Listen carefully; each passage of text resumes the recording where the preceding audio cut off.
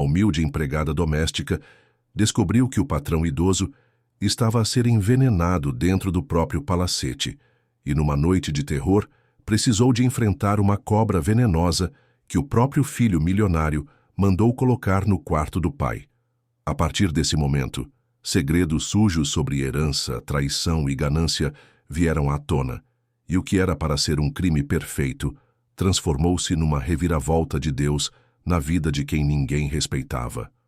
Uma história de coragem, fé e justiça, em que uma mulher simples prova que a verdade pode derrubar qualquer poderoso. Prepare-se, porque esta história vai mexer com o seu coração e renovar a sua fé.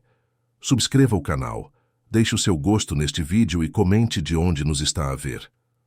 O palacete antigo da Lapa, em Lisboa, carregava o cheiro de mobília antiga e o silêncio pesado de quem viveu tempos melhores.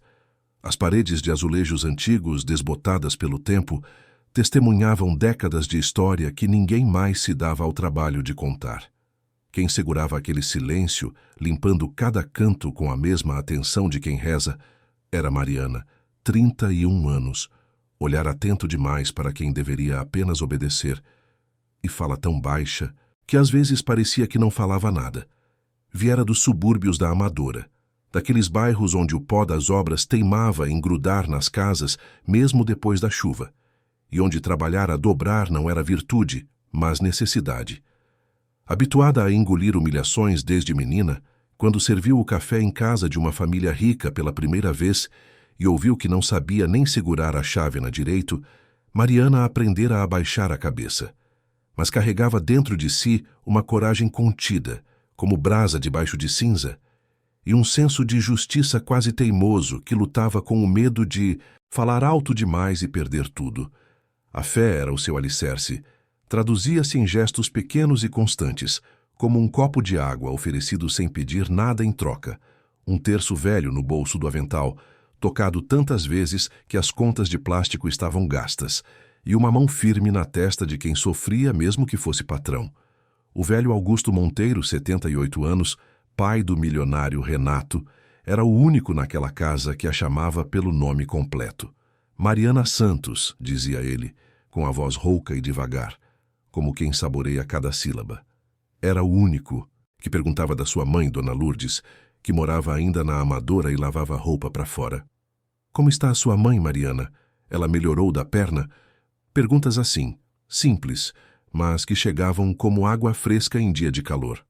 Augusto estava fragilizado, andava com dificuldade, apoiando-se numa bengala de cabo de prata que era mais antiga que ele mesmo. As pernas tremiam, o joelho esquerdo não dobrava mais direito, e subir escadas era uma tortura que ele disfarçava com piadas fracas. Para Mariana, ele tornara-se uma mistura estranha de patrão e avô, o avô que a vida não a deixara conhecer. O seu avô verdadeiro morrera antes de ela nascer, e o padrasto da mãe nunca quisera saber dela. Augusto, com os seus cabelos brancos penteados para trás, os olhos azuis cansados, mas atentos, e aquele jeito de agradecer cada copo de água como se fosse uma bênção, ocupava um espaço no coração dela que doía de tão bonito. Mas o medo de não ser ouvida perseguia-a desde a infância, como sombra que não some nem com o sol a pino. Tinha apenas 9 anos quando denunciou o padrasto violento à assistente social da escola. Ninguém acreditou. Disseram que era coisa de criança mal habituada, com ciúmes da mãe. A assistente anotou tudo num papel e arquivou. O padrasto continuou a bater na mãe por mais 3 anos, até que desapareceu numa noite de chuva e nunca mais voltou. Desde então, o receio do confronto misturava-se à culpa de não ter insistido mais naquela época. E se ela tivesse gritado mais alto? E se tivesse procurado outra pessoa? Essas perguntas voltavam em noites de insônia, quando o cansaço do corpo não bastava para calar a cabeça. Agora, décadas depois, aquele mesmo medo antigo começava a tomar forma novamente. Só que agora o risco parecia rondar o quarto de Augusto. Tudo começou com pequenos sinais que só olhos treinados para o detalhe conseguiam perceber. Manchas estranhas no lençol, castanhas e irregulares, como se algo tivesse sido arrastado sobre o tecido. Mariana sabia a diferença entre sujidade de comida, remédio ou terra. Aquilo não era nada que costumava aparecer num quarto de doente. A janela do idoso, que ficava sempre fechada por ordem da enfermeira Carla, aparecia aberta de madrugada. Mariana descobriu isso numa manhã fria de janeiro, quando subiu mais cedo para ligar o aquecedor. O vento gelado entrava pela janela escancarada, e Augusto dormia encolhido debaixo de um cobertor fino a tremer. Ela fechou a janela rápido, puxou um edredão grosso do armário e cobriu o velho com cuidado, sentindo a raiva subir quente pelo peito. Quem abriria a janela de um idoso doente no meio da madrugada? E havia o cheiro. Um cheiro leve, mas inconfundível a bicho, vindo do tecto falso. Não era rato, que tem um cheiro mais seco e penetrante. Era algo diferente, algo que Mariana não conseguia identificar. Conhecia cheiro de pombo, de morcego, de fuinha. Aquilo não era nenhum deles. Vinha do teto, especialmente da parte que ficava sobre a cama de Augusto. Quando ela subia a uma cadeira e encostava o ouvido no teto falso, ouvia um som abafado, como se algo se arrastasse devagar. Contou à enfermeira Carla, que se riu e disse que era coisa da cabeça dela, que casa velha sempre tem barulho. Mas Mariana sabia a diferença entre barulho de casa velha e barulho de bicho vivo. Os dois objetivos de Mariana eram simples de dizer, mas enormes de carregar: manter o quarto de Augusto verdadeiramente seguro e descobrir por que os seus remédios pareciam mudar de cor e formato. Ela não percebia de farmácia, mas sabia reconhecer um padrão. O comprimido branco e redondo que Augusto tomava toda a manhã para a atenção, às vezes aparecia amarelo e oval. A cápsula vermelha para o estômago de vez em quando vinha azul. Quando perguntou a Carla, ouviu que a farmácia trocava de fornecedor e que remédio genérico era mesmo assim. Mas algo não se encaixava. Augusto queixava-se de tonturas, de formigueiro nas mãos, de um cansaço que não passava nem com descanso. Mariana via a confusão no olhar dele e sentia o estômago revirar. O obstáculo prático era a enfermeira Carla, que controlava horários, chaves e medicamentos com mão de ferro. Mulher de 30 e poucos anos, cabelo preso num rabo de cavalo apertado, unhas sempre bem arranjadas, perfume caro demais para salário de enfermeira. Carla chegava às 7 da manhã e ia embora às 7 da noite, mas antes de sair trancava o armário de remédios à chave, trancava a gaveta com as receitas e deixava tudo organizado de um jeito que ninguém podia mexer. Se Mariana entrava no quarto para arrumar, Carla ficava de olho, sentada no cadeirão ao lado da cama, a mexer no telemóvel, mas atenta a cada movimento. Se Augusto pedia água, Carla ia buscar. Se ele queria a janela aberta, Carla decidia se era hora ou não. O velho, cansado de lutar, obedecia. O obstáculo emocional era o próprio medo de perder o emprego e ver Augusto sofrer por causa dela. Mariana ganhava 700 euros por mês, a trabalhar 6 dias por semana, das 7 da manhã às 5 da tarde. Com esse dinheiro, pagava a renda da mãe, comprava os remédios para a diabetes dela, mandava um pouco para o irmão mais novo que estudava à noite e trabalhava de dia. Perder o emprego significava voltar a procurar vaga como mulher há dias, ganhar ao dia, ficar sem contrato, sem subsídio de Natal, sem nada garantido. E pior, significava abandonar Augusto. Quem cuidaria dele se ela saísse? Quem prestaria atenção nos detalhes? O medo era tão real que às vezes Mariana acordava à meio da noite a suar frio, a sonhar que era despedida e que Augusto morria sozinho. Mas ela não era de desistir fácil. No seu percurso diário, Mariana criou um ritual de proteção que ninguém notava. Batia no colchão de Augusto com o cabo da vassoura, sacudindo com força para espantar qualquer coisa que pudesse estar escondida entre as dobras do tecido. Abria as janelas sempre no mesmo horário, logo depois do pequeno almoço, quando o sol já estava alto e o ar já tinha aquecido um pouco, e fechava antes das 5 da tarde, quando começava a arrefecer. Verificava discretamente a caixa de madeira antiga que ficava no armário do idoso, uma caixa de jacarandá com fechadura de bronze, onde Augusto guardava documentos importantes. Ela não abria, apenas verificava se continuava no mesmo lugar, se o pó em volta estava intacto, e anotava tudo num caderno velho, de capa dura, azul que ficava escondido atrás das panelas grandes na cozinha. Escrevia com letra caprichada, a mesma que aprendera na escola até o 4º ano da primária. Dia 10 de janeiro, janela aberta de novo, lençol com mancha castanha do lado esquerdo, cheiro forte no teto falso. Dia 12 de janeiro, remédio branco trocado, agora é amarelo, Augusto queixou-se de tonturas à tarde. Anotar era uma forma de provar a si mesma que não estava louca, que aquilo tudo era real. Ao terminar a arrumação do quarto numa tarde de céu nublado, quando a luz ficava cinzenta e o silêncio da casa pesava ainda mais, Mariana parou ao lado da cama de Augusto. O velho dormia de boca entreaberta, a respirar com dificuldade, o peito a subir e a descer num ritmo cansado. As mãos dele, cheias de manchas da idade e veias saltadas, descansavam sobre o cobertor como 2 folhas secas. Mariana sentiu um aperto no peito, mistura de amor e medo, e fez o sinal da cruz devagar, tocando na testa, no peito, nos ombros, como a mãe ensinara. Inclinou-se um pouco, de modo que a sua voz não acordasse o velho, e murmurou apenas numa prece, que era promessa e desabafo ao mesmo tempo. Deus vê o que nós não conseguimos provar. As palavras saíram baixo, mas firmes, carregando o peso de quem já rezou tantas vezes a pedir justiça e nunca teve resposta rápida. Mas Mariana sabia que a resposta de Deus nem sempre vinha do jeito que a gente esperava. Às vezes, vinha em forma de coragem, às vezes, em forma de evidência. E ela estava disposta a esperar, desde que não fosse tarde demais. No dia seguinte, o sol entrava pela varanda de mármore do palacete, com aquela luz forte de meio da manhã, a fazer brilhar os azulejos antigos e a arrancar reflexos dos lustres de cristal que ninguém limpava direito há anos. Mariana passava o pano no corredor, tentando não fazer barulho, enquanto o som dos carros de luxo no portão abafava a voz de quem servia o café. Eram sempre carros caros, reluzentes, que chegavam e partiam levando e trazendo gente importante, gente que não olhava para ela. Renato, o filho de Augusto, passara pela cozinha sem cumprimentar ninguém, apenas pegando numa chávena de café que Dona Beta deixara pronta e voltando para o escritório com o telemóvel ao ouvido.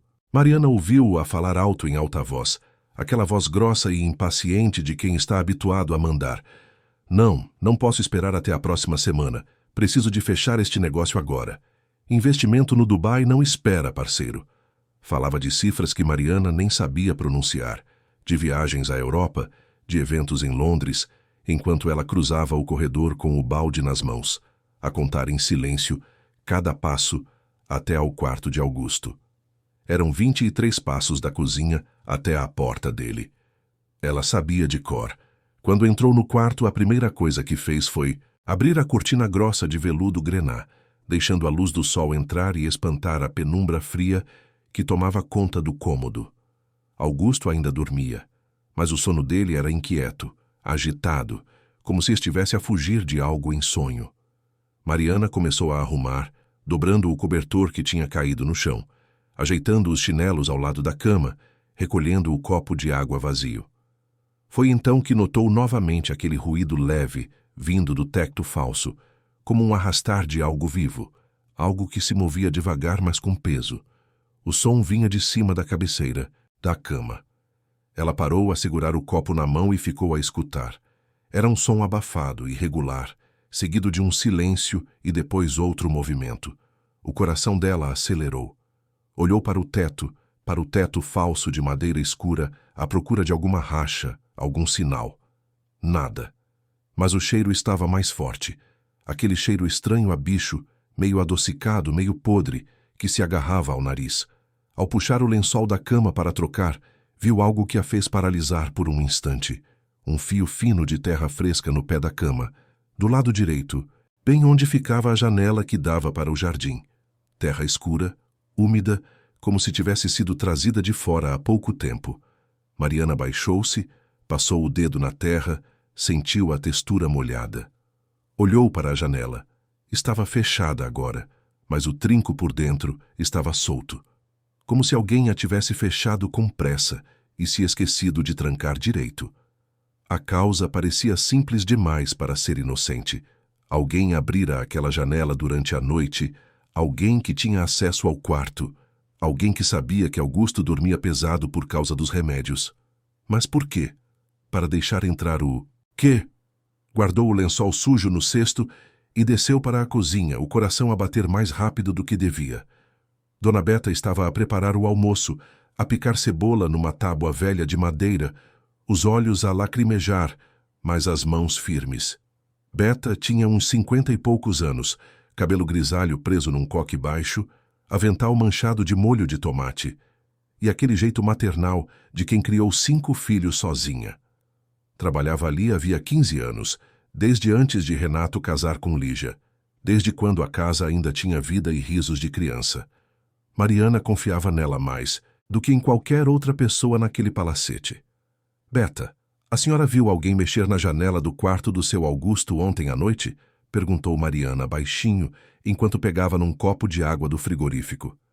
Beta parou de picar a cebola e olhou para ela com aqueles olhos cansados, mas atentos. Por que estás a perguntar isso, menina? Porque está a aparecer terra no chão do quarto dele e a janela está a ser aberta de madrugada. Não é normal, dona Beta. E o cheiro... A senhora não sente aquele cheiro estranho lá em cima? Beta enxugou as mãos no avental e baixou a voz ainda mais, olhando para o corredor para ter a certeza de que estavam sozinhas. Eu não entro lá muito, Mariana. A Carla não deixa. Mas eu ouvi uma conversa estranha ontem no escritório. O Renato a falar com alguém ao telefone sobre um plano que não podia dar errado. Não percebi direito, mas a voz dele estava diferente, nervosa. Mariana sentiu um frio na espinha. Guardou a informação na cabeça, como guardava tudo, e agradeceu com um aceno de cabeça. Foi ao cruzar o corredor de volta para o quarto de Augusto que Mariana viu o jardineiro Flávio. Ele vinha do Jardim dos Fundos a carregar uma caixa de cartão com pequenos furos nas laterais.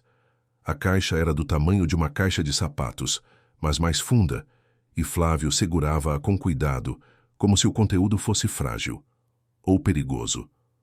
Quando viu Mariana, ele desviou o olhar rápido demais, acelerando o passo em direção à arrecadação de ferramentas que ficava perto da garagem. Mariana conhecia aquele gesto. Era o gesto de quem tem algo a esconder. Flávio era um homem jovem de uns 20 e poucos anos, magro, com uma tatuagem no braço e o boné sempre para trás.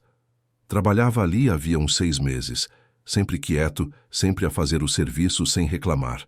Mas agora, com aquela caixa nas mãos e aquele jeito nervoso, parecia outra pessoa. Flávio, o que é isso? Perguntou Mariana, tentando parecer casual, mas a sentir a tensão no ar. Não é nada, dona Mariana. Só umas mudas que o doutor Renato me mandou plantar lá nos fundos. A voz dele saiu rápida, atropelada. Mudas com furos na caixa? Ele não respondeu, apenas acenou com a cabeça e entrou na arrecadação, fechando a porta atrás de si. Mariana ficou parada ali, de pé no meio do jardim, a sentir o sol quente nas costas e o medo gelado no peito. Mudas não precisavam de furos nas laterais. Mudas não eram carregadas com tanto cuidado. Mas bichos sim. Bichos precisavam de respirar. Mais tarde, quando foi recolher o lixo do corredor para levar para o portão, Mariana encontrou algo que fez tudo começar a encaixar-se.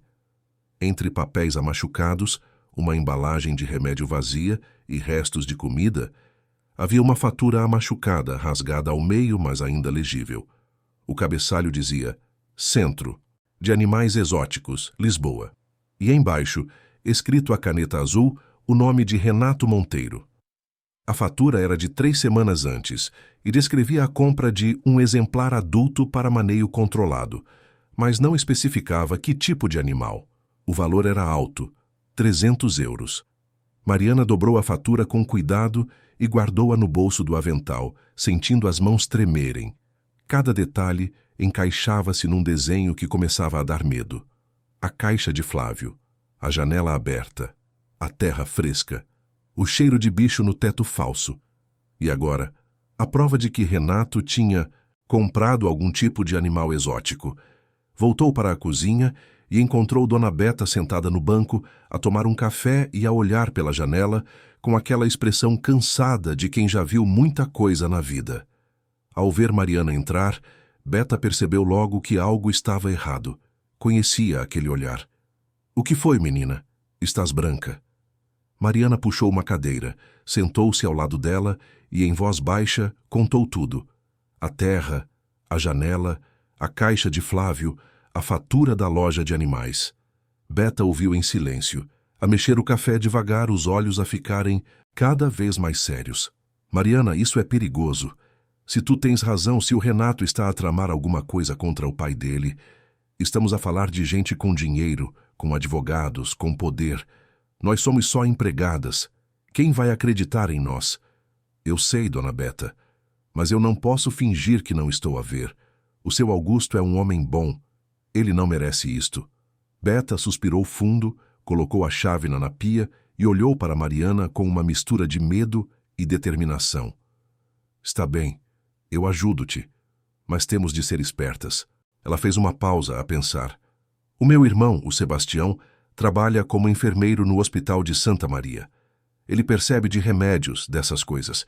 Se tu conseguires uma amostra dos comprimidos que o seu Augusto está a tomar, ele pode analisar, ver se tem algo de errado. Mariana assentiu, sentindo um alívio misturado com mais medo ainda. Já não estava sozinha. Mas agora, o peso da responsabilidade era ainda maior. Precisava de manter o emprego para ajudar o irmão enfermeiro no hospital público, mas não suportava a ideia de ver o velho Augusto correr perigo. Era uma linha fina demais para andar. O seu Armando, o porteiro, era outro aliado em potencial. Homem de uns 60 anos, reformado da construção civil, trabalhava ali havia 10 anos como porteiro do palacete.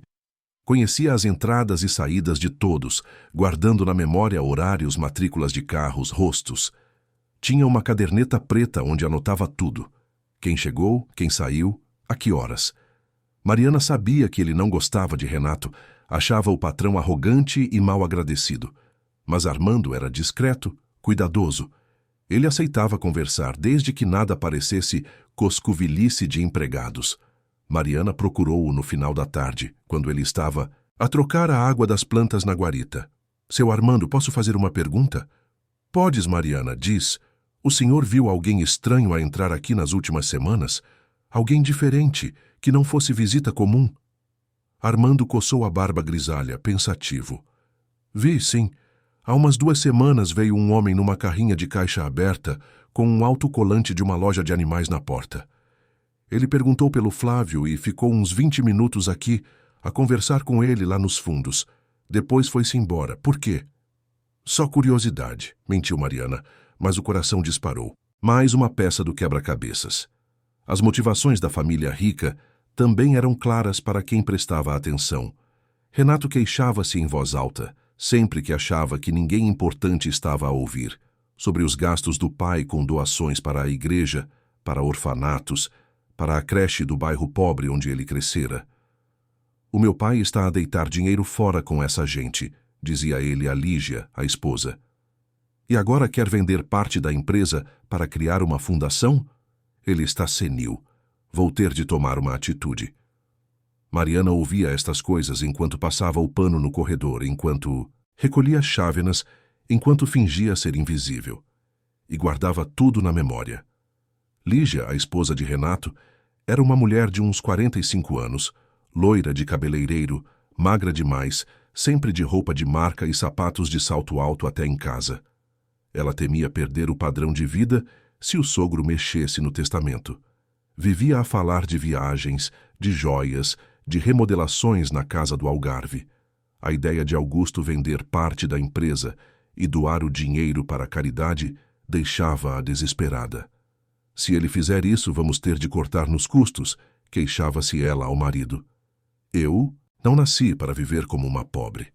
Foi numa tarde de quinta-feira, quando Mariana estava a limpar a casa de banho do 2º andar, que ela ganhou coragem para falar. Lígia estava no quarto, a experimentar sapatos novos que tinham acabado de chegar. Mariana bateu à porta, entrou devagar e com voz baixa tentou insinuar a sua preocupação. — Dona Lígia, com licença, Eu queria falar sobre a segurança do quarto do seu Augusto. Lígia levantou os olhos, surpresa, como se tivesse esquecido que Mariana sabia falar. Segurança? Do que estás a falar? É que eu tenho notado coisas estranhas. A janela aberta de madrugada, terra no chão, barulho no teto falso. Lígia soltou uma gargalhada fria, seca, sem nenhum traço de humor. Era uma gargalhada de desprezo. Mariana, estás a ver coisas onde não existem. Casa velha faz barulho. A janela abre com o vento. Devias preocupar-te mais em fazer o teu trabalho direito e menos em inventar histórias. Mas, dona Lígia, eu só... Chega! A voz de Lígia cortou o ar como uma navalha. Não quero ouvir mais nada disso. E já que tens tanto tempo livre para ficar a inventar problemas, a partir de hoje vais limpar mais 3 casas de banho. E ordem expressa. Não te quero a entrar no quarto do meu sogro depois das 8 da noite. A Carla cuida dele. Tu cuidas da limpeza. Entendeste? Mariana baixou a cabeça, sentindo a humilhação a queimar-lhe no rosto. Era sempre assim. Sempre. A voz dela não importava. A preocupação dela não valia nada. Ela era só a empregada. Só a mulher que limpava casas de banho. Entendeste? Repetiu Lígia mais alto. Sim, senhora, murmurou Mariana, saindo do quarto com as pernas bambas e os olhos a arder de raiva contida. Mas mesmo com a humilhação, mesmo com o medo, Mariana não desistiu. Naquela tarde, antes de ir embora, ela voltou ao caderno escondido atrás das panelas e anotou tudo com letra firme e caprichada. O cheiro do teto falso, a caixa de Flávio com furos, a fatura da loja de animais com o nome de Renato, a conversa com Armando sobre o homem da carrinha. Cada pequena descoberta vinha acompanhada de um cansaço profundo, de uma dor no ombro direito de tanto carregar o balde pesado, e de uma sensação crescente de perigo, que ninguém parecia querer nomear, mas ela nomearia, ela provaria, custasse o que custasse. A figura de Renato, sempre impecável em camisas claras de linho italiano e relógios caros que brilhavam no pulso como promessa de sucesso, começou a revelar-se para Mariana, para além do sorriso de fachada que ele usava para visitas e clientes. Ela via-o todos os dias a atravessar a casa com passos largos e apressados, o telemóvel sempre colado ao ouvido, a testa franzida de preocupação. Nas discussões ao telefone, que ele não se dava ao trabalho de esconder de quem servia o café ou passava o pano no chão, Renato falava de dívidas escondidas, de um investimento arriscado no Dubai que não podia dar errado, de prazos que estavam a vencer e de credores que começavam a cobrar. Eu preciso de liquidez agora, não daqui a 6 meses, gritava ele ao telefone a andar de um lado para o outro no escritório. Se este negócio não sair, eu perco tudo. Tudo mesmo. Para Renato, o pai era ao mesmo tempo orgulho e obstáculo. Augusto Monteiro fora um empresário respeitado que construíra do zero uma empresa de importação e exportação, a trabalhar dia e noite por 30 anos até transformar um armazém alugado num conglomerado com escritórios em 3 países. Renato herdara a gestão havia 10 anos, quando o pai começou a ter problemas de saúde e decidiu afastar-se. Mas ao contrário do pai, que tinha visão de longo prazo e ética comercial rígida, Renato apostava em lucro rápido, em atalhos, em negócios que pareciam bons demais para ser verdade. E alguns deles realmente eram. Agora, sufocado por dívidas e promessas que não conseguia cumprir, ele olhava para o pai com uma mistura de ressentimento e desespero, porque Augusto, mesmo doente, mesmo velho, ainda era dono de 50% das ações da empresa e tinha decidido vender parte desse controlo. A decisão de Augusto era clara e irrevogável. Ele queria vender 20% das suas ações num negócio internacional que já estava a ser negociado com uma empresa europeia e direcionar o dinheiro para 2 projetos que considerava a sua verdadeira herança. O primeiro era uma fundação de beneficência que levaria o seu nome e atuaria na educação de jovens de baixos recursos. O segundo era um lar de idosos no bairro de Alfama, onde ele crescera, onde a mãe dele lavava roupa para fora e o pai trabalhava como marceneiro. Augusto falava desses planos com os olhos a brilhar, com a voz embargada de emoção, como se enfim estivesse a fazer o que nascera para fazer. Eu ganhei dinheiro demais na vida, Mariana, dizia ele para ela quando estavam sozinhos no quarto. Chega uma hora em que a gente percebe que dinheiro guardado não serve para nada.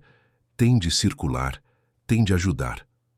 Mas para Renato, essa decisão era uma sentença de morte.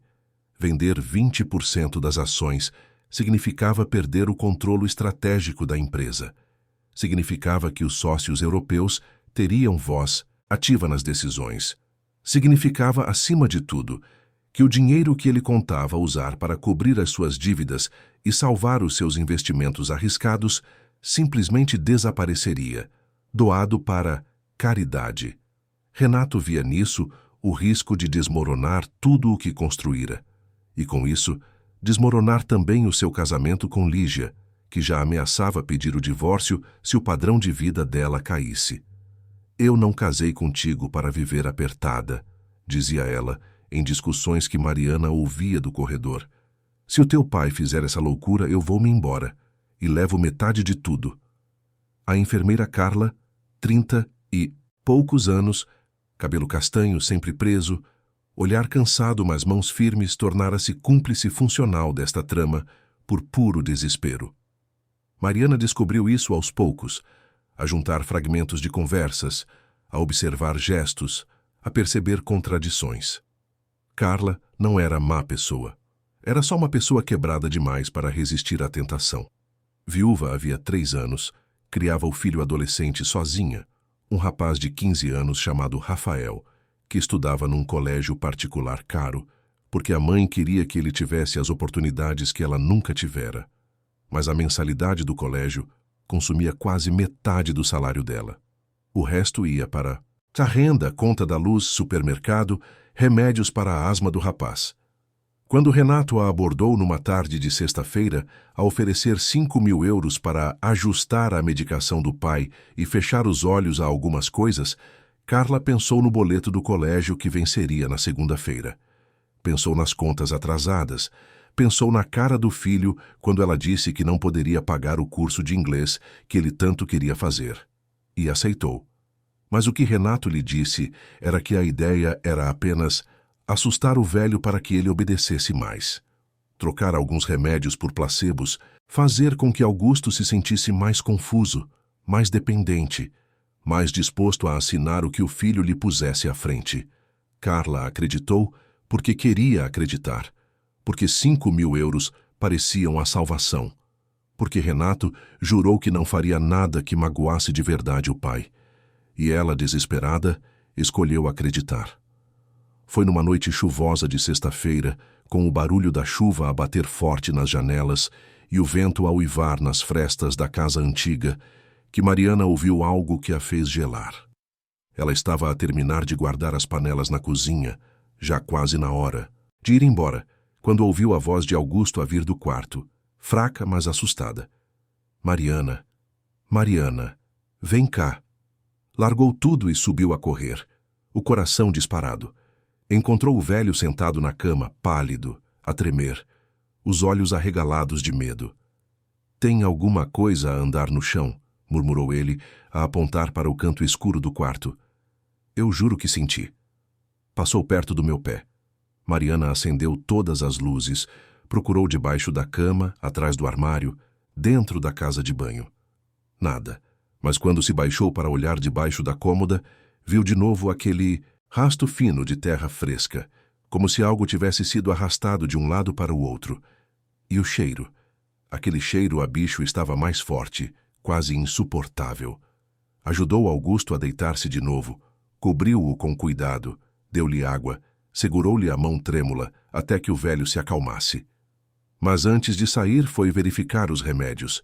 Os comprimidos estavam no tabuleiro ao lado da cama, organizados em copinhos de plástico por horário.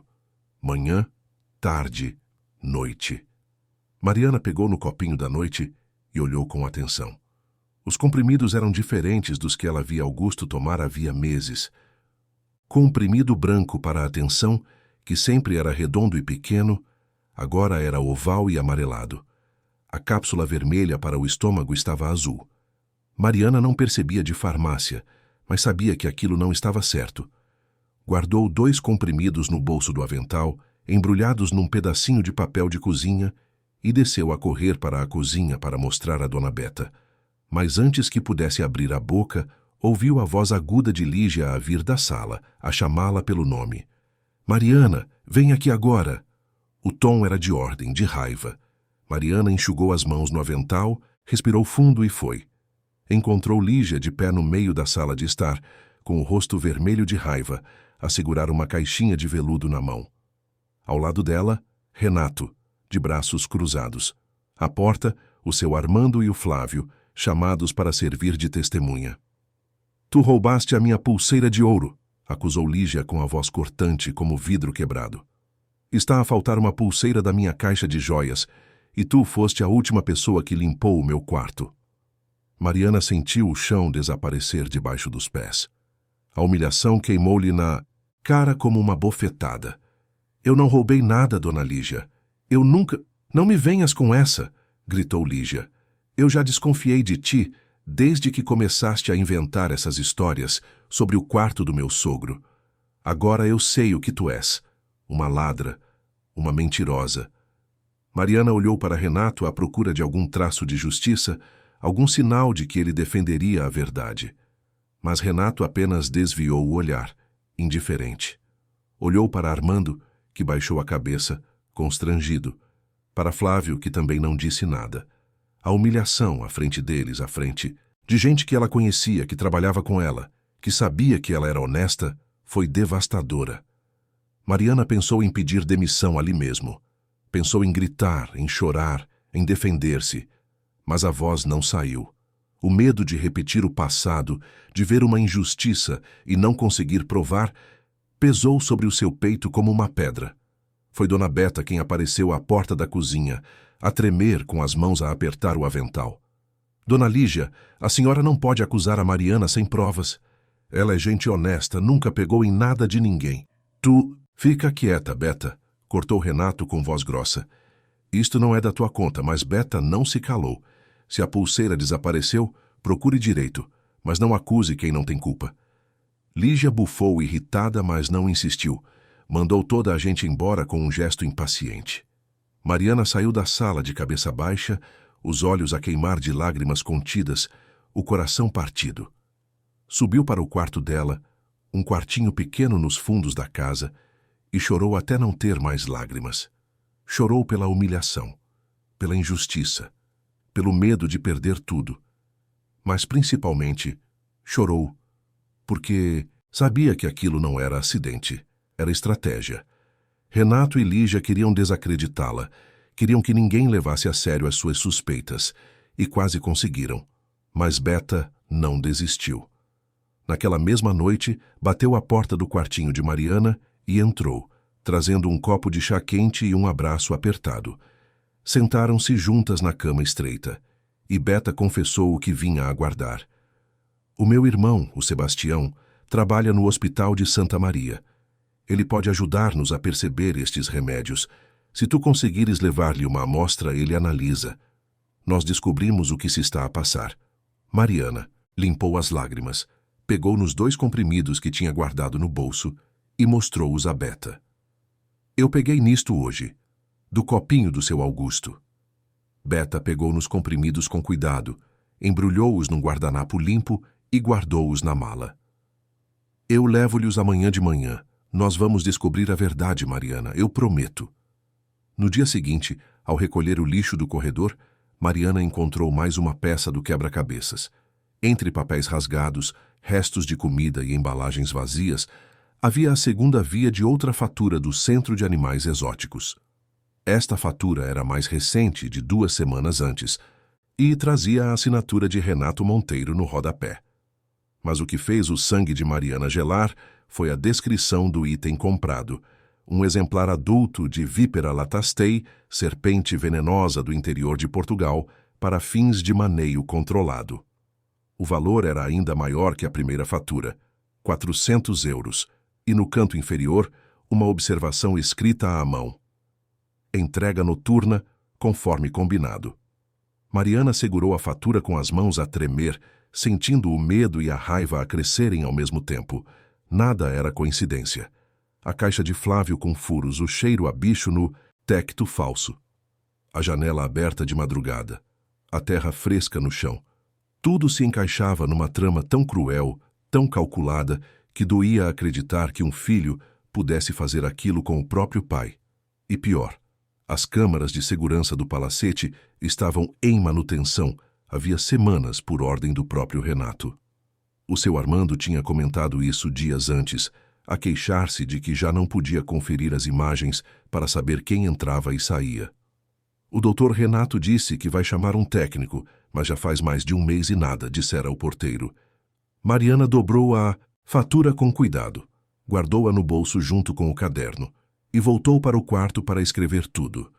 Enquanto anotava cada detalhe com letra caprichada e firme, sentiu o peso da limitação que sempre carregou. Pouca escolaridade, só até ao 4º ano da primária. Medo da polícia, porque gente pobre e de cor aprende desde cedo a temer a lei em vez de confiar nela. Receio de ser vista como a empregada revoltada, a louca que inventa histórias para chamar a atenção. Todos esses medos gritavam dentro dela, a pedir para desistir, para ficar quieta, para aceitar que não era com ela. Mas havia algo mais forte. A lembrança do rosto de Augusto, pálido de medo, a murmurar que sentia algo a andar no chão. A lembrança das mãos trêmulas dele a segurar o terço. A lembrança da voz rouca a dizer: "Como está a sua mãe, Mariana?" Fechou o caderno, guardou-o atrás das panelas, respirou fundo e olhou pela janela da cozinha. A noite caía pesada sobre a Lapa, com as luzes da cidade a piscar lá embaixo e o vento frio a anunciar tempestade. Mariana sabia que cada passo em direção à verdade acentuava o perigo. Sabia que poderia perder o emprego, as referências, a chance de ajudar a mãe e o irmão. Mas sabia também que não conseguiria viver com a consciência pesada se não fizesse nada. Tocou no terço que trazia no bolso, fechou os olhos e murmurou baixinho: "Deus, dá-me força para não desistir, porque eu não posso deixá-lo sozinho", e decidiu seguir. Custasse o que custasse. A noite seguinte caiu pesada sobre o bairro nobre da Lapa, trazendo com ela um silêncio diferente, aquele tipo de silêncio que parece anunciar tempestade. O som distante de motas na avenida subia do vale como um murmúrio constante, e o vento batia nas árvores altas do jardim, a fazer as folhas dançarem num ritmo inquieto. Dentro do palacete, o brilho dos lustres de cristal no corredor principal contrastava com a escuridão que tomava conta do 2º andar, especialmente do corredor que levava ao quarto de Augusto. A ordem de Lígia era clara como água, repetida à frente de todos naquela manhã. Nada de gente a andar aqui depois das 8 da noite. O Sr. Augusto precisa de paz e silêncio. Quem desobedecer está despedido na hora. Carla, a enfermeira, parecia tranquila demais naquela noite. Mariana observou-a, a subir as escadas às 7h30, a carregar o tabuleiro com os remédios da noite de Augusto e um copo de sumo de laranja. Verificou o relógio de parede da cozinha, um relógio antigo de pêndulo que marcava as horas com um tic-tac constante, e aumentou o volume da televisão do quarto do idoso antes de descer. O som de um programa de auditório, com risadas gravadas e música alta, vazava pela porta entreaberta. Carla desceu as escadas com passos leves, pegou na mala na cozinha, acenou a Mariana com um sorriso que não chegava aos olhos e foi-se embora. "Boa noite, Mariana. Até amanhã." A voz saiu mecânica, ensaiada. Mariana estava a terminar de guardar as panelas na cozinha, a enxugar a última frigideira grande de ferro que Dona Beta usara para fazer bife de cebolada ao almoço. O cheiro de cebola refogada ainda pairava no ar, misturado com o aroma de café velho e detergente de coco. As suas mãos estavam cansadas, os dedos enrugados de tanto tempo na água com sabão, e o ombro direito doía daquele jeito familiar que anunciava a chuva. Mas mesmo cansada, mesmo dorida, Mariana não conseguia relaxar. Algo naquela noite estava ferrado. Podia senti-lo na pele, no arrepio que lhe subia pela nuca, no aperto no peito que não passava. Foi quando ouviu. Um barulho abafado vindo do andar de cima. Não era o som da televisão. Era diferente. Um som arrastado, pesado, seguido por um silêncio tenso e depois por outro movimento. Vinha do quarto de Augusto. Mariana largou a frigideira na pia, enxugou as mãos depressa no avental e ficou parada, a escutar. O coração começou a bater mais rápido. Depois veio outro som, mais claro. Um gemido abafado, fraco, como de alguém que tenta gritar, mas não consegue. De terço na mão, puxado à pressa do bolso do avental, e com a vassoura de cabo comprido que ficava encostada na parede da cozinha improvisada como apoio e arma, Mariana subiu as escadas a pisar leve, evitando os degraus que rangiam. Eram 19 degraus até o segundo andar. Ela sabia de cor quais faziam barulho. Saltou o 5º, o 9º e o 13º. A luz do corredor estava apagada, só a claridade fraca vinda da janela do fundo iluminava o caminho. Ao aproximar-se da porta do quarto de Augusto, que estava entreaberta, ouviu novamente aquele ruído arrastado, agora mais próximo, seguido por um sopro forte e sibilante, como ar a escapar por um buraco estreito. E então, o gemido de Augusto, baixo, assustado, cheio de medo, empurrando a porta devagar, com o coração a bater tão alto que parecia que ia sair pela boca. Mariana viu a cena que o seu coração parecia pressentir havia dias. Sobre o lençol claro, branco como neve, uma cobra grossa e escura, com manchas em forma de V invertido nas costas, estava enrolada perto das pernas de Augusto. O corpo dela, lustroso e pesado, movia-se devagar, sinuoso, a subir pelo lençol em direção ao peito do velho. Augusto estava acordado, os olhos arregalados de pavor, o corpo totalmente imóvel, apenas o peito a subir e a descer em respirações curtas e desesperadas. Ele tentava mexer-se, mas não conseguia. O medo tinha-o paralisado por completo. A boca dele abriu-se, a tentar formar palavras, mas só saiu um sussurro rouco. Mariana, ajuda-me. O medo quase paralisou Mariana também. Ela nunca tinha visto uma cobra de perto, só de longe, a atravessar uma estrada de terra na Amadora. Mas a atenção aos detalhes, aquela mesma atenção que a fazia notar terra no chão e cheiro, no tecto falso, falou mais alto que o medo. Lembrou-se da caixa de madeira antiga que ficava no armário de Augusto, a caixa de jacarandá com fechadura de bronze, onde ele guardava os documentos importantes. Lembrou-se dos lençóis sempre dobrados do mesmo jeito, das pontas enfiadas debaixo do colchão com precisão militar, como Augusto gostava. Se ela puxasse o lençol pelas pontas, com cuidado, sem movimentos bruscos, talvez conseguisse conduzir a cobra para longe do corpo do velho. Seu Augusto, fique quieto, sussurrou Mariana com a voz trêmula, mas firme. Não mexa nada, nem respire fundo. Fique, só parado. Augusto piscou uma vez, devagar, a concordar. As lágrimas escorriam pelo rosto enrugado dele, molhando a almofada. Mariana aproximou-se da cama com passos lentos, a segurar a vassoura com uma mão e o terço com a outra. Colocou a vassoura no chão, bem devagar, e com as duas mãos livres agarrou as pontas do lençol pelos cantos inferiores, onde ficavam os pés de Augusto. A cobra continuava a subir, agora próxima do joelho dele. Mariana puxou o lençol com movimentos firmes mas controlados, deslizando o tecido por baixo do corpo do animal. A cobra parou, levantou a cabeça, triangular, a língua bífida a sair e a entrar rapidamente a captar o ar. Mariana sentiu o suor escorrer-lhe pelas costas, molhando a blusa. Continuou a puxar, devagar, conduzindo a cobra em direção à beirada da cama. Com um movimento final, mais rápido, puxou o lençol de uma vez, e a cobra caiu no chão com um baque surdo.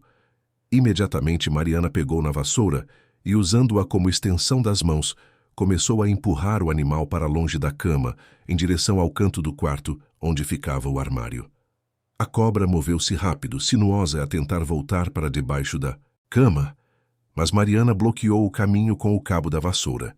Num impulso de desespero, de pura adrenalina e coragem nascida do medo, ela abriu a porta do armário com o pé, puxou a velha caixa de jacarandá que ficava na prateleira de cima, esvaziou-a no chão com um movimento brusco, espalhando papéis velhos e envelopes amarelados, e colocou a caixa aberta no chão, à frente da cobra. A cobra, confusa, a tentar fugir da vassoura, entrou na caixa. Mariana, com o joelho a tremer, fechou a tampa com força e segurou-a com o peso do próprio corpo, sentando-se em cima da caixa. O coração batia tão forte que doía. As mãos tremiam tanto que mal conseguia segurar o terço, mas conseguira. Prendera a cobra. Foi só então que percebeu o que havia espalhado no chão. Envelopes antigos, com timbres de cartório, papéis dobrados com carimbos oficiais, e um documento de várias páginas com letra de advogado, tinta azul, cabeçalho a negrito. Pegou no documento, ainda sentada em cima da caixa, e leu o título: Testamento, última versão atualizada, em nome de Augusto Monteiro da Silva. Folheou rapidamente, mesmo sem perceber todo o jargão jurídico. Mas algumas palavras saltaram-lhe aos olhos. Fundação de Beneficência Augusto Monteiro. 20% das ações destinadas à venda para financiamento da fundação. Lar de idosos no bairro de Alfama. Ao tocar na tampa da caixa, Mariana notou algo que não tinha visto antes. Uma marca recente, um autocolante pequeno colado no canto superior direito. Encostou o rosto para ver melhor na pouca luz do quarto. Era o mesmo autocolante que estava nas faturas que ela encontrara no lixo, o logótipo do Centro de Animais Exóticos, com um desenho estilizado de uma serpente enrolada numa árvore. O barulho da caixa a mexer-se, da cobra a bater contra as paredes de madeira por dentro, atraiu gente. Passos rápidos na escada, vozes altas. Carla apareceu primeiro, ofegante, o cabelo solto e despenteado, como se tivesse voltado a correr. Atrás dela, Renato, de roupão de seda sobre a camisa social, os olhos arregalados de susto. E por último, Lígia de camisa de noite cara e chinelos de plumas, o rosto sem maquilhagem a mostrar a idade real. "O que se está a passar aqui?" gritou Renato, mas a voz saiu menos autoritária e mais assustada. Mariana levantou-se da caixa, a segurá-la firme com as duas mãos e encarou-o.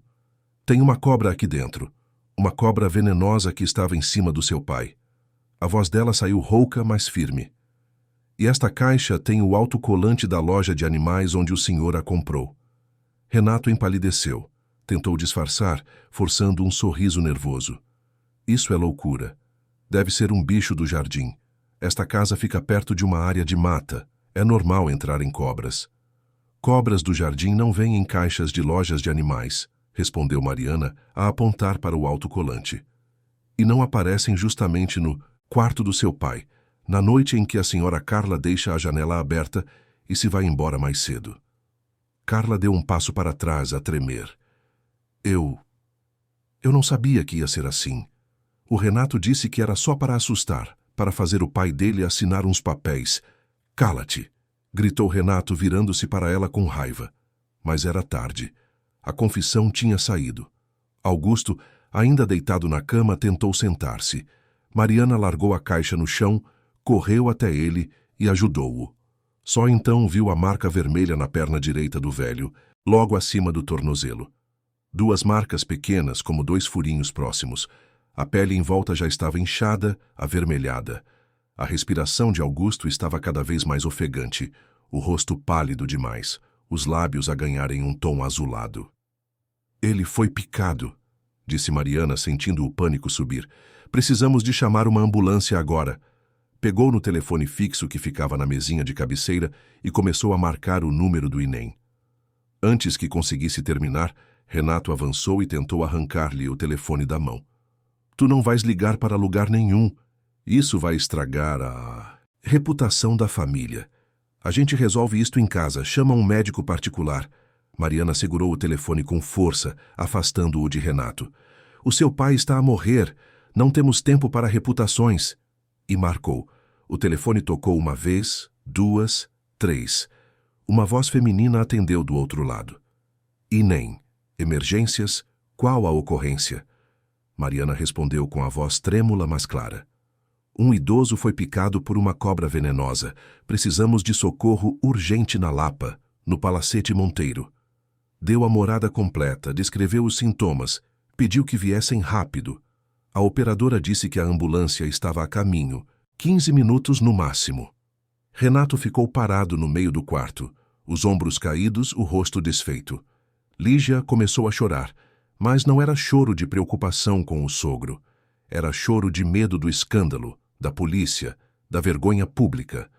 Carla estava sentada no chão de costas para a parede, a soluçar com as mãos no rosto. Mariana voltou para perto de Augusto, segurou-lhe a mão fria e trêmula e murmurou baixinho, só para ele ouvir. O senhor vai ficar bem. Deus não deixa a maldade vencer. Augusto apertou-lhe a mão, fraco, mas com gratidão. Os seus olhos, azuis cansados, encontraram os olhos escuros dela, e num sussurro quase inaudível ele disse: Obrigado, Mariana Santos. Obrigado por não teres desistido de mim. Ela não respondeu com palavras. Apenas beijou-lhe a testa suada e ficou ali, a segurar-lhe a mão, à espera que o socorro chegasse. Sabia que aquela podia ser a última noite naquela casa. Sabia que ao marcar aquele número, ao desafiar Renato, ao expor a verdade, tinha escolhido um caminho sem volta. Mas olhando para Augusto, vendo a respiração difícil, mas ainda viva, vendo a confiança nos olhos dele, Mariana soube que tinha feito a escolha certa e estava disposta a pagar o preço, qualquer preço. O dia amanheceu com sirenes a cortar o silêncio da Lapa, um som que os moradores daquele bairro nobre não estavam habituados a ouvir. A ambulância do INEM chegara pouco depois da meia-noite, com luzes vermelhas e azuis a piscar e a refletir nas janelas das casas vizinhas. Os vizinhos acordaram, acenderam as luzes. Alguns saíram para as varandas de roupão para ver o que estava a acontecer. A coscovilhice em bairro rico espalha-se rápido, mesmo a meio da madrugada. A ambulância levou Augusto à pressa, com oxigênio no rosto e soro no braço, para o Hospital de Santa Maria. O mesmo hospital onde o irmão de Dona Beta, Sebastião, trabalhava como enfermeiro nas urgências. O relatório inicial, feito ainda na ambulância pelo paramédico, falava em envenenamento por picada de cobra, provavelmente do gênero vípera, a temida víbora de Lataste. As marcas no corpo, 2 perfurações pequenas mas profundas logo acima do tornozelo direito, o inchaço que subia rapidamente pela perna e o tempo de reação entre a picada e o socorro seriam decisivos para saber se Augusto sobreviveria. Enquanto isso, no palacete, Renato tentava controlar a narrativa com o desespero de quem vê o chão desabar debaixo dos pés. Assim que a ambulância partiu, ele reuniu toda a gente na sala: Mariana, Carla, Dona Beta, que tinha acordado com o barulho, o seu Armando, que subira da guarita para ver o que estava a acontecer, o Flávio, que dormia no quartinho dos fundos, e Lígia, ainda de camisa de noite, sentada no sofá com um copo de uísque na mão a tremer. Renato andava de um lado para o outro, a passar a mão no cabelo despenteado, a voz a sair controlada demais, ensaiada. Olhem, vocês viram o que aconteceu? Foi um acidente. A casa fica perto de uma área de mata, já entraram bichos aqui antes. A Mariana assustou-se. Achou que era algo propositado, mas não era. Só isso.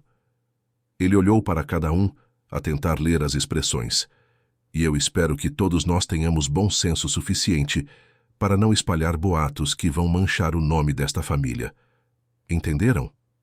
Ninguém respondeu. Mariana sentiu a raiva subir-lhe pela garganta, quente e amarga.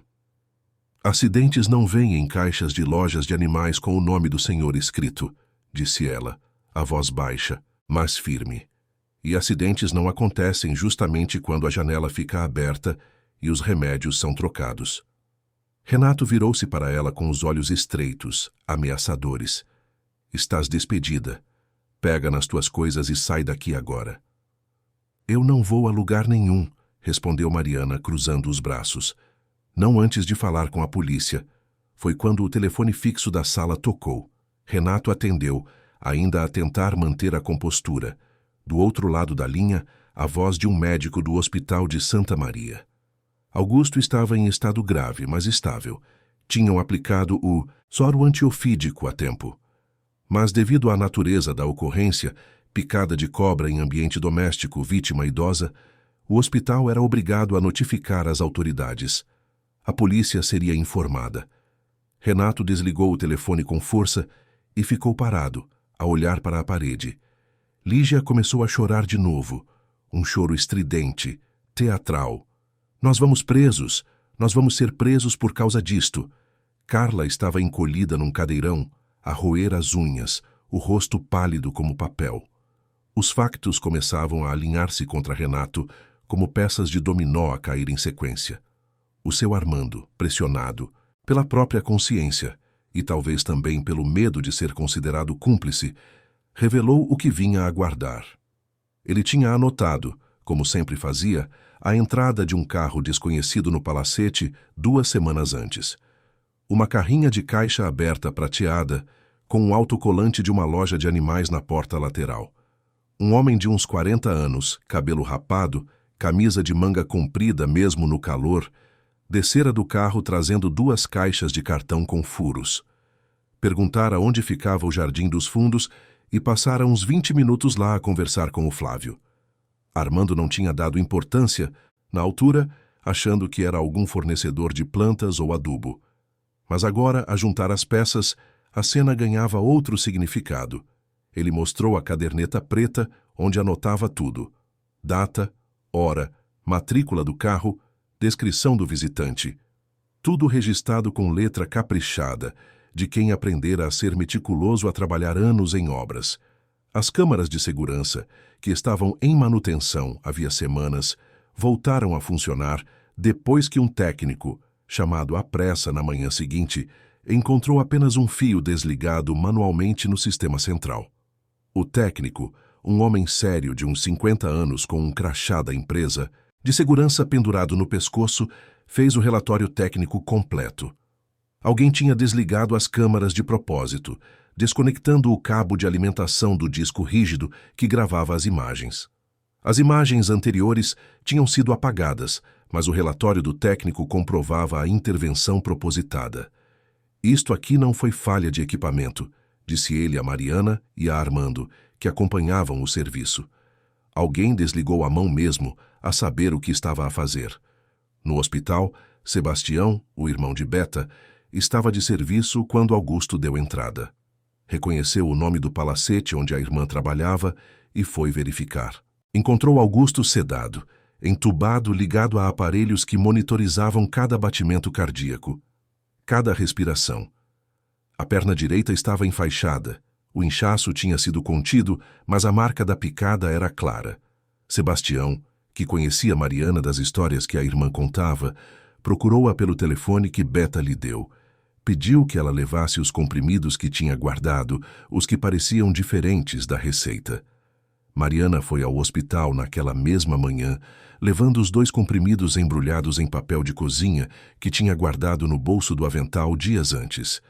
Sebastião analisou os comprimidos discretamente, à paisana, sem fazer alarde. Comparou com a receita médica de Augusto, que estava anexada à ficha hospitalar. Tirou fotos dos comprimidos, anotou cor, formato, marcações. Depois, usando contactos que tinha no setor de farmácia do hospital, conseguiu identificar o que eram. Um dos comprimidos, que deveria ser Captopril para a tensão alta, era na verdade um ansiolítico forte, usado para sedar pacientes com crises de pânico. O outro, que deveria ser omeprazol para o estômago, era um anticoagulante, que em doses erradas podia causar sangramentos internos. Alguém estava a trocar os remédios de Augusto de forma sistemática, fazendo com que ele ficasse mais confuso, mais sonolento, mais vulnerável. Sebastião guardou as amostras, anotou tudo num relatório informal e, com estas informações, entrou em contato discretamente com a assistência social do hospital, que, por sua vez, acionou a polícia. A neta adolescente de Renato, Laura, 16 anos, cabelo pintado de roxo, sempre com o telemóvel na mão a gravar vídeos para o TikTok e para o Instagram, tinha sido testemunha involuntária de algo crucial. Na noite anterior, antes de tudo acontecer, ela estava no corredor do 2º andar, escondida no canto da escada, a gravar um vídeo dela mesma a fazer a dobragem de uma música. Foi quando ouviu a discussão. Renato e Carla, a conversar baixo, mas com urgência no escritório que ficava no final do corredor. Laura, curiosa, baixou o volume da música e deixou o telemóvel a gravar, mesmo sem aparecer no vídeo. Capturou a voz de Renato a dizer, clara e inconfundível: hoje ele aprende a não mexer mais nos papéis da empresa. Depois disto, ele vai assinar o que eu quiser. Confia em mim, Carla. Eu sei o que estou a fazer. E a voz de Carla, hesitante, quase a chorar. Mas e se der errado?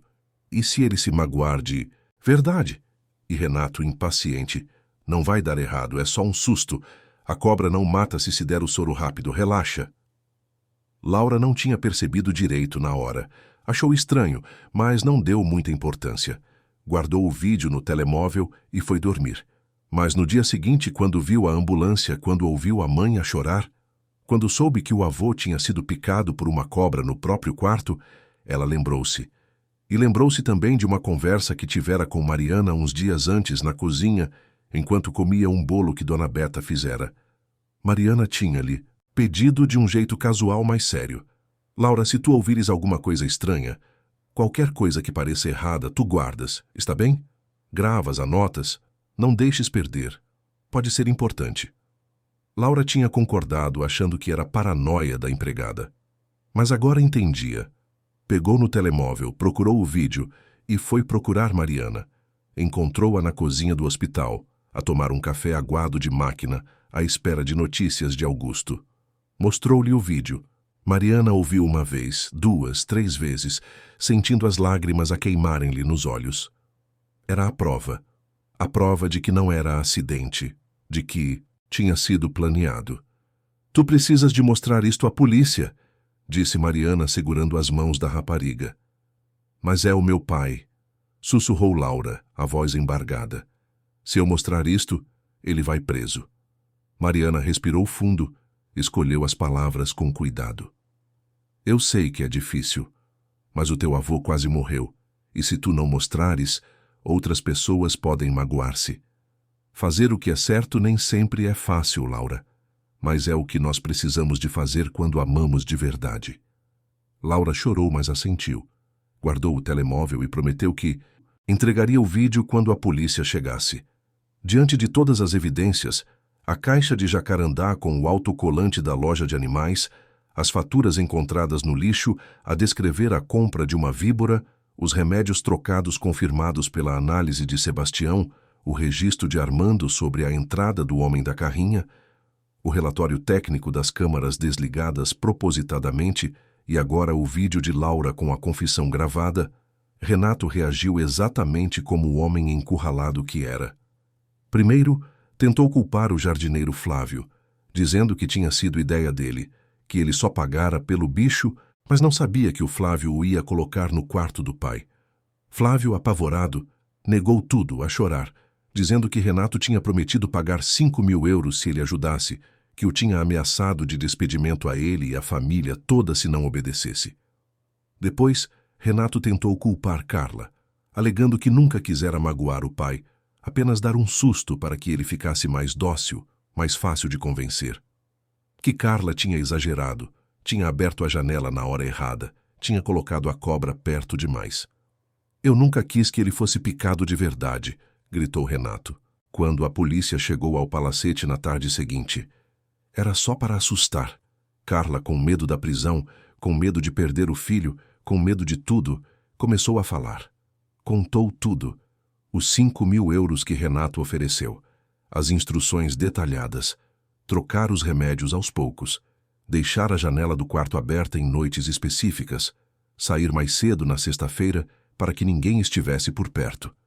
Contou que Renato garantiu que a cobra não era tão venenosa assim, que era só para dar um susto, que ela acreditou porque queria acreditar, porque precisava daquele dinheiro desesperadamente. Falou a chorar com as mãos a tremer, a pedir perdão, a dizer que nunca imaginou que chegaria àquele ponto. Mariana foi chamada a depor na esquadra no final da tarde. O sol já se estava a pôr quando ela entrou na sala pequena e fria, com paredes pintadas de verde claro descascado e uma mesa velha de fórmica no meio. Um inspetor de uns 50 anos, careca, de camisa social e gravata frouxa, pediu que ela se sentasse e contasse tudo desde o começo. Mariana tremia. Não de medo da polícia desta vez, mas de medo de não acreditarem nela, de medo de que tudo fosse em vão, de medo de que Renato, com os seus advogados caros, conseguisse dar um jeito de sair ileso. Lembrou-se da noite em que ninguém acreditou nela, anos atrás, quando denunciou o padrasto violento. Lembrou-se da assistente social que arquivou o caso. Lembrou-se da sensação de impotência, de não ter voz, de ser invisível. Mas desta vez era diferente. Desta vez ela tinha provas, tinha o caderno com as anotações, tinha as faturas, tinha o testemunho de Beta, de Armando, de Sebastião. Tinha o vídeo de Laura, tinha a confissão de Carla. Não estava sozinha. Antes de entrar na sala de depoimento, parou um instante no corredor da esquadra. Tirou do bolso o terço velho, tocou nas contas gastas de plástico e beijou a cruz pequena de metal. Respirou fundo, 3 vezes, a tentar acalmar o coração. Pensou em Augusto, em Dona Lourdes, em tudo o que tinha passado para chegar até ali, e murmurou baixinho, só para Deus e para ela mesma: ajuda-me a dizer a verdade com clareza. Ajuda-me a não me esquecer de nada. Ajuda-me a ser ouvida. Entrou na sala, sentou-se na cadeira dura de plástico e começou a contar. Desde a primeira mancha estranha no lençol até a noite em que salvou Augusto. Falou por quase 2 horas. O inspetor anotava tudo, fazia perguntas, pedia detalhes e acreditava. Pela primeira vez na vida, Mariana sentia que a sua voz importava, que a sua palavra valia, que ela não era invisível. Meses passaram até que as consequências tomassem forma definitiva, até que a justiça, lenta como sempre é, finalmente chegasse ao fim do caminho. O processo judicial contra Renato arrastou-se pelo sistema como uma tartaruga a subir uma ladeira. Com audiências adiadas, recursos protocolados, advogados caros a argumentar tecnicalidades que Mariana nem sabia que existiam. Mas no final os factos eram inegáveis demais, as provas eram sólidas demais, e até os melhores advogados não conseguiram transformar tentativa de homicídio em acidente doméstico. Renato foi condenado por tentativa de homicídio qualificado e crime contra idoso, 2 crimes graves que a lei portuguesa não perdoa facilmente. Mas graças aos advogados, ao arrependimento tardio que ele demonstrou em audiência, a chorar e a pedir perdão ao pai à frente do juiz, e ao facto de ser réu primário com residência fixa, ele não foi para a prisão fechada imediatamente. Em vez disso, cumpria medidas cautelares, afastamento compulsório da gestão da empresa, que foi assumida por um conselho administrativo independente, proibição de contacto com o pai por tempo indeterminado, uso de pulseira eletrônica e prestação de serviço comunitário num lar de idosos no bairro de Alfama. Justamente o lar que Augusto sonhava construir e que agora, por uma ironia que não escapava a ninguém, seria remodelado com parte do dinheiro da venda das ações. A cada sábado de manhã, Renato tinha de se apresentar no lar, vestir um avental simples e ajudar a servir o pequeno almoço, a trocar lençóis, a fazer companhia aos velhinhos que moravam lá. As senhoras do lar não sabiam quem ele era de verdade, só sabiam que era aquele moço que está a pagar serviço comunitário. Algumas gostavam dele, achavam que tinha um jeito educado, mãos delicadas demais para quem fazia trabalho braçal. Outras desconfiavam, dizendo que tinha um olhar vazio de quem está ali de corpo, mas não de alma. A coordenadora do lar, Dona Adelaide, uma senhora negra de cabelo branco e óculos de grau, não tinha pena nenhuma. Cobrava pontualidade, cobrava empenho. E quando Renato se queixava de alguma tarefa, ela simplesmente dizia: "Moço, os velhinhos aqui não escolheram estar nesta situação. Você escolheu a sua. Então pare de se queixar e vá lavar aquela casa de banho." Carla, depois de colaborar com a investigação, entregando detalhes que só ela conhecia, teve o processo criminal suspenso sob condição de tratamento psicológico e proibição de atuar como enfermeira particular por 2 anos. Perdeu a cédula profissional temporariamente, o que significou perder o rendimento mais alto que conseguia. Passou a trabalhar numa clínica popular em Odivelas, a ganhar menos de metade do que ganhava antes, sob supervisão rígida de uma enfermeira-chefe que não aceitava erros nem desculpas. Todos os dias ao chegar à casa, Carla olhava para o filho Rafael e sentia o peso da vergonha. Tinha-lhe explicado o que acontecera, sem mentir, sem dourar a pílula. O rapaz, com 15 anos e um olhar sério demais para a idade, ouviu tudo em silêncio. Não gritou, não chorou. Apenas disse: "Vamos ter de mudar de colégio, não é, mãe?" Carla assentiu, a engolir o choro. Matriculou-o numa boa escola pública. E Rafael, longe de se queixar, começou a estudar ainda mais, como se quisesse provar que a escolha errada da mãe não definiria o futuro dele. Flávio, o jardineiro, foi despedido imediatamente. Não respondeu a processo, porque ficou provado que agira sob coação e ameaça, recebendo promessas de dinheiro que nunca foram cumpridas e ameaças de despedimento que o deixaram sem escolha. Ainda assim, a culpa perseguia-o. Passou semanas à procura de emprego noutros bairros, longe daquele tipo de gente, longe daquele tipo de proposta. Quando finalmente conseguiu vaga numa quinta em Mafra, a cuidar de uma horta biológica para uma família simples, contou tudo ao novo patrão na entrevista. Falou da cobra, do dinheiro oferecido, do medo que sentiu. O patrão, um senhor de cabelo branco e mãos de terra, ouviu tudo e depois disse apenas: "Rapaz, toda a gente erra. O que importa é o que tu fazes depois. Queres trabalhar direito agora?" Flávio assentiu com os olhos marejados. "Então estás contratado. Mas aqui, se eu te apanhar a fazer qualquer coisa torta, sais na hora. Combinado?" Flávio concordou, e daquele dia em diante trabalhou como nunca tinha trabalhado antes, como se cada pé de alface plantado fosse um pedido de desculpa silencioso. Augusto, após a recuperação lenta e dolorosa no Hospital de Santa Maria. Foram quase 3 semanas de internamento, fisioterapia para a perna que ficou fraca depois da picada, acompanhamento psicológico para lidar com o trauma de quase ter sido morto pelo próprio filho. Tomou uma decisão irrevogável. Não voltaria jamais para o palacete da Lapa.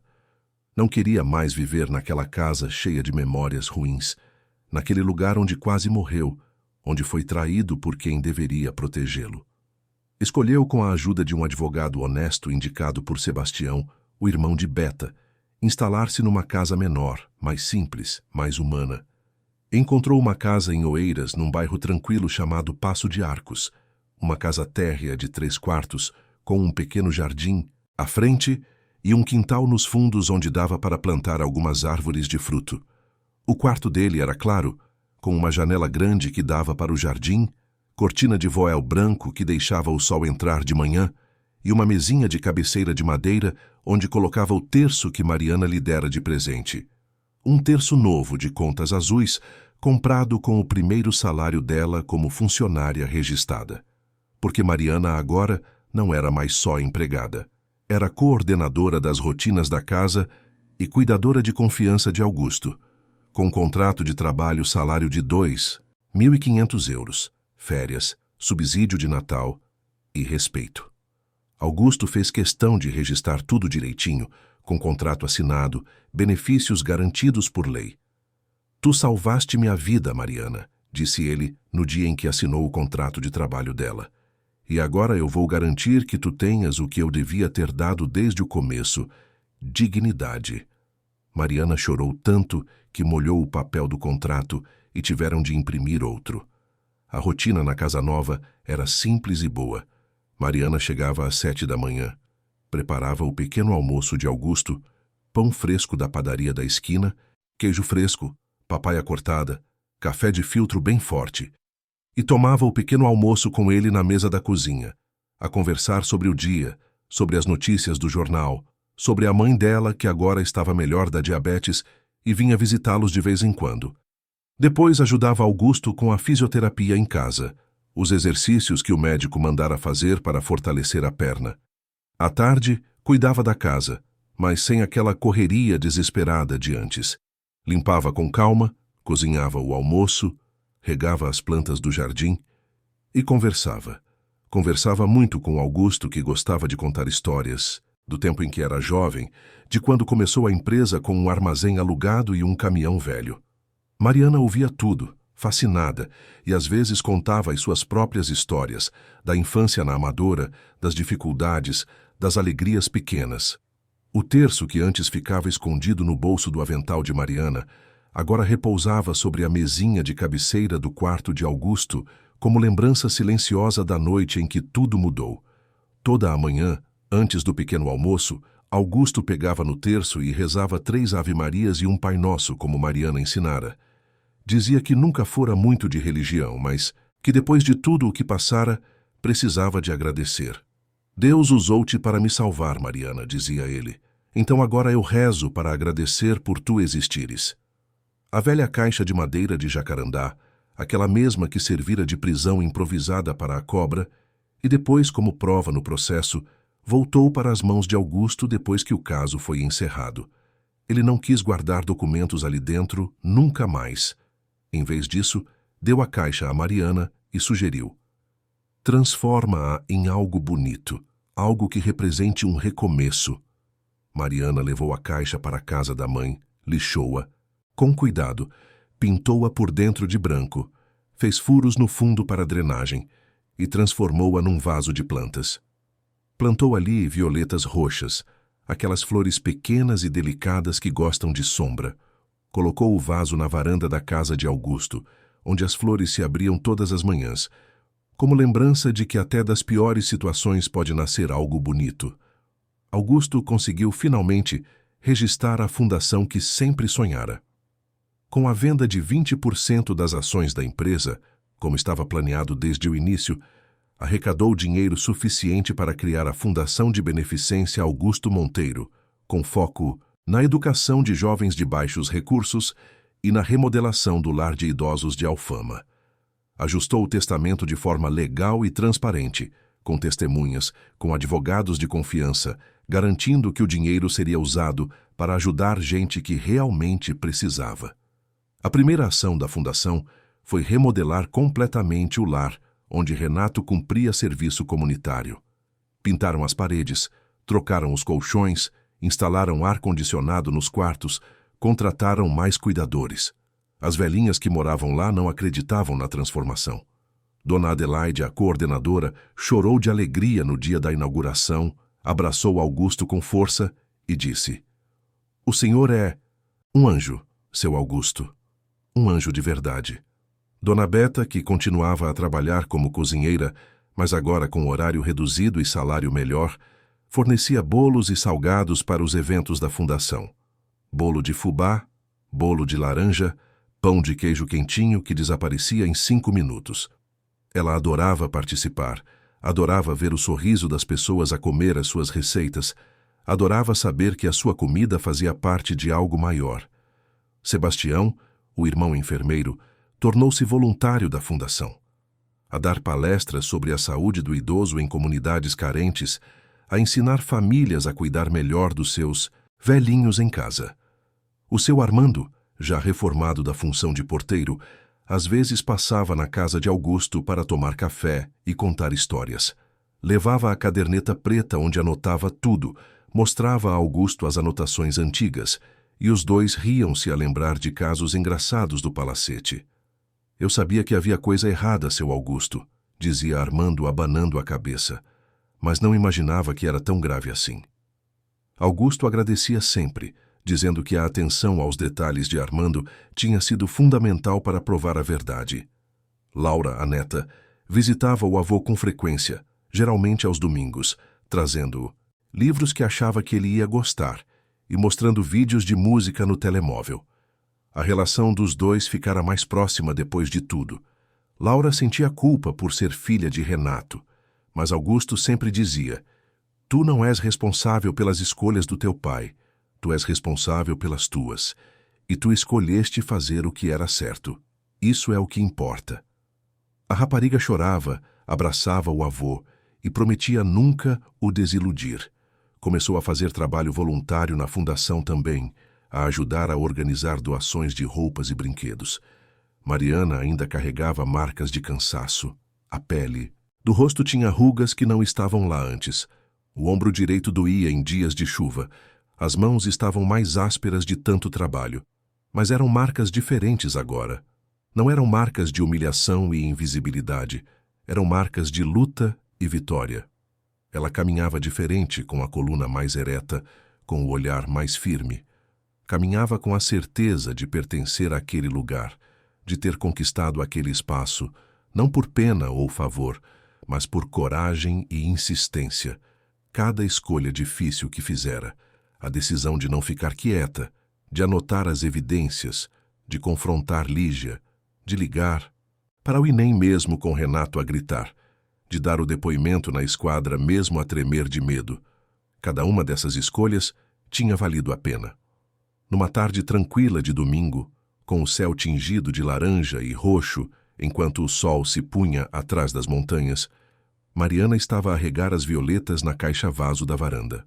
Augusto estava sentado na cadeira de baloiço ao lado, a ler o jornal e a comentar as notícias. Dona Lourdes, a mãe de Mariana, tinha vindo almoçar e agora dormia uma sesta no sofá da sala. O irmão mais novo de Mariana, Rui, que estudava para ser auxiliar de enfermagem à noite, tinha passado de manhã para ir buscar um dinheiro que ela lhe emprestara para comprar os livros do curso. Tudo estava em paz. Tudo estava certo.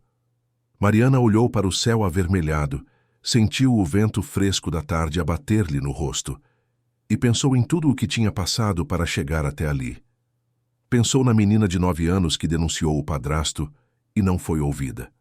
Pensou na moça que trabalhou anos a ser invisível, a limpar casas de banho de gente que nem sabia o seu nome completo. Pensou na noite em que quase desistiu, quando foi acusada de roubar a pulseira.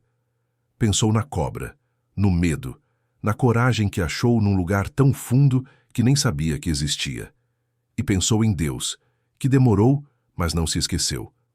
Tocou no terço que agora trazia pendurado ao pescoço, por cima da blusa sem esconder mais.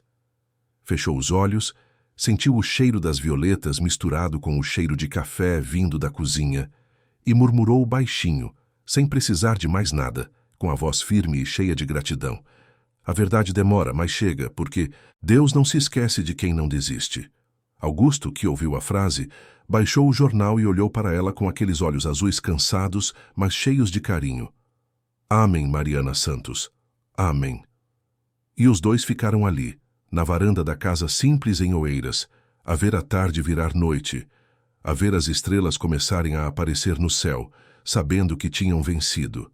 Não porque eram fortes, não porque eram ricos ou poderosos, mas porque escolheram, contra tudo e contra todos, fazer o que era certo. E no final fazer o que é certo vale sempre a pena. Sempre.